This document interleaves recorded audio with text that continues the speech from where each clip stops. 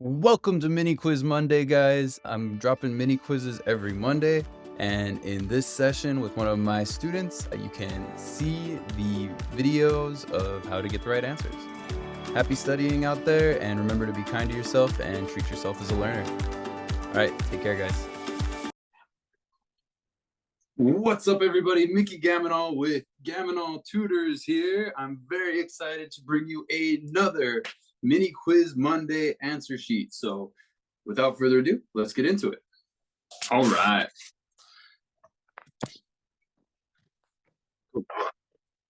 So let's get started. I love this type of question. This one's really good for back solving. Anytime you see this kind of algebra question. So solve for x in the equation, 5x minus 7 equals 18. And so what I like to do with these is just guess. So go ahead and guess. I like to guess one of these two, either B or C, and then you just plug in and see if it will fit. The good thing about doing B or C is if it's too big or too small, you can go up or down accordingly. And this will make more sense as I do it. So if we plug in, we'll go with C. We're going to always write the question, always, always, always. And then we're just going to check to see, does x equal 6? And so what you do is you plug that 6 in for x. Keep everything else the same. And then what is 5 times 6? That is 30 minus 7 equals 18, question mark. So we're just checking to see if this is true. 30 minus 7 is actually 23. Does that equal 18? No, it doesn't. And then the question you ask is, well, is 23 too big or too little? And you can tell, well, 23 is bigger than 18, so we need to go down. So that means there's no point in checking, does x equal 7? You can actually skip over to that and either try, does x equal 4 or does x equal 5? And again, there's no wrong answers here. So even if I plug in the answer that I actually know is wrong, trying to see if x is 4, it still gets me closer to the right answer. Does 13 equal 18? No. So 13, too small. So we could even write it, right? Too small, too big. So we know this has to be the answer. And I would encourage you to always, always, always validate and verify that that's the right answer. So let's see. If x is 5, 5 times 5 is 25, minus 7 equals 18. But we always don't head. Okay, it's very important that you write it all the way out. So we plug x equals 5 in. 5 times 5 minus 7, better minus sign there, equals 18, question mark. Is this true? 5 times 5 is 25, minus 7. 25 minus 7 is 18. Does 18 equal 18? Yes, it does. And so we're happy, right? We got the right answer. X equals 5, and we move on to the next one.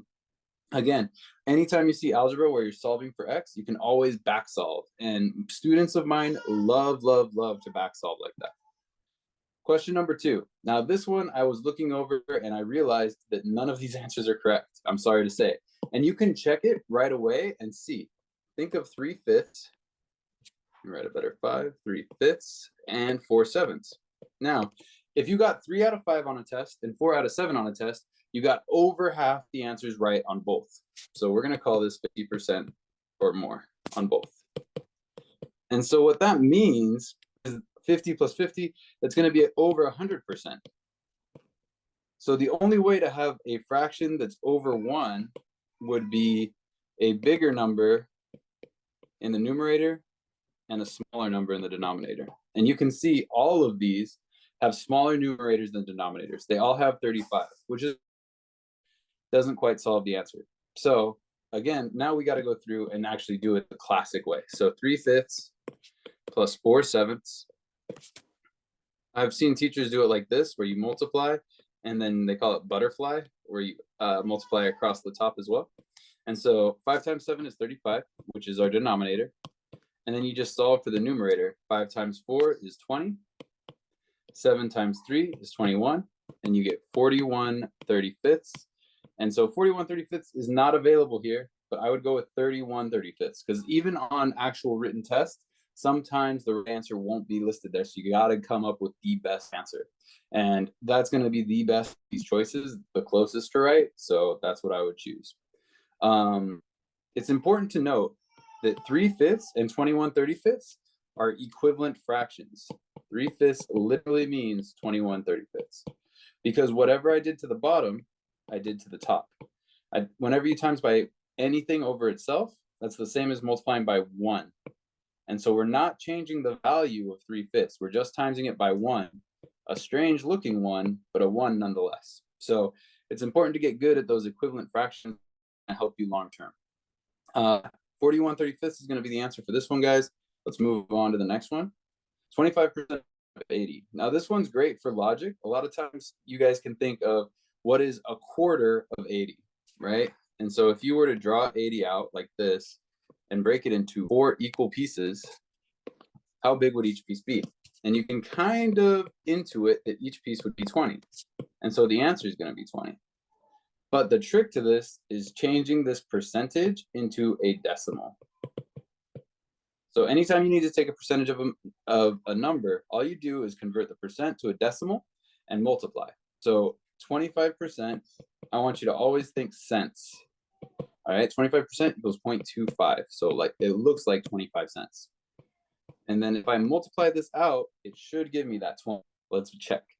So 5 times 0 is 0, 5 times 8 is 40.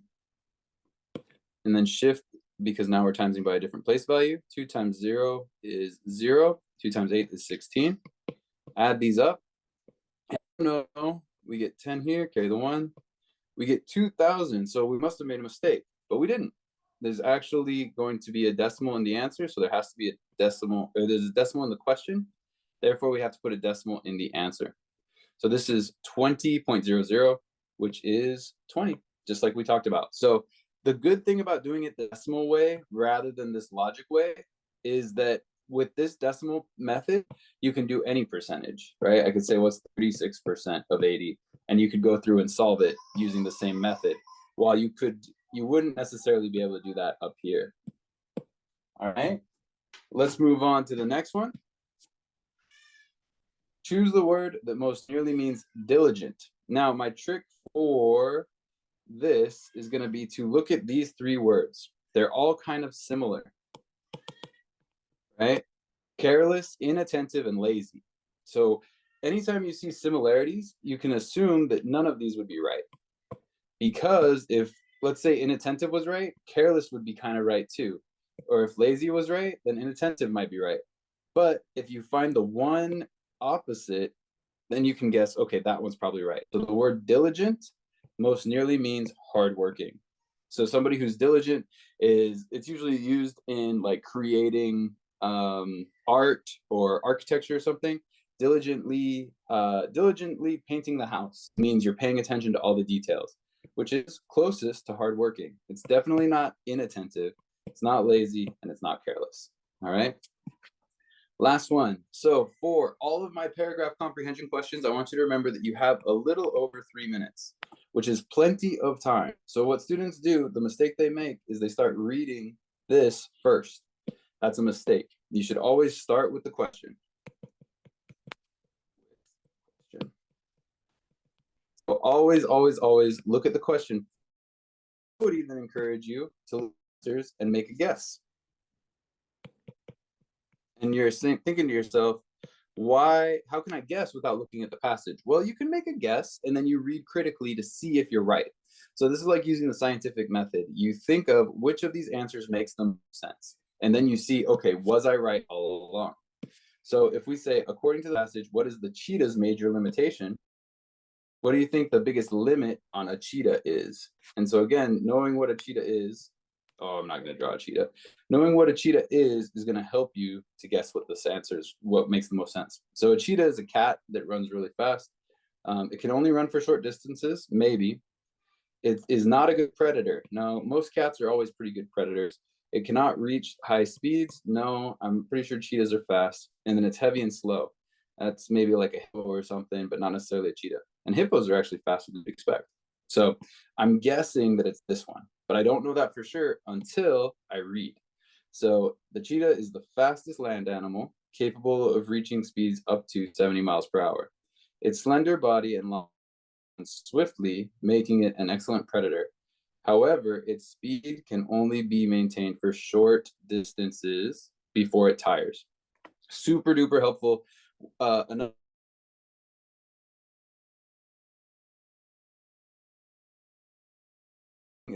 in there. Now, sometimes it might be somewhere in here, but 9 times out of 10, it'll be either in the first or the last sentence.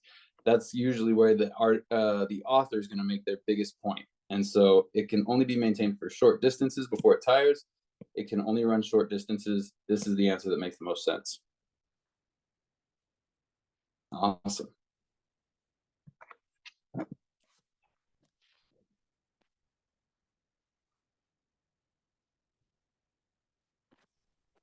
All right, guys. Well, this has been Mickey with Gamonal Tutors, and I hope you guys all have a great day. If you do need ASVAB help, definitely shoot me a DM. I have online courses that can help you, and I do one-on-one tutoring as well. So definitely reach out to me if you need help. Once again, Gamonal Tutors. You can find me gamonaltutors.com or ASVAB Domination. Be kind to yourself and treat yourself as a learner, guys. Have a good one.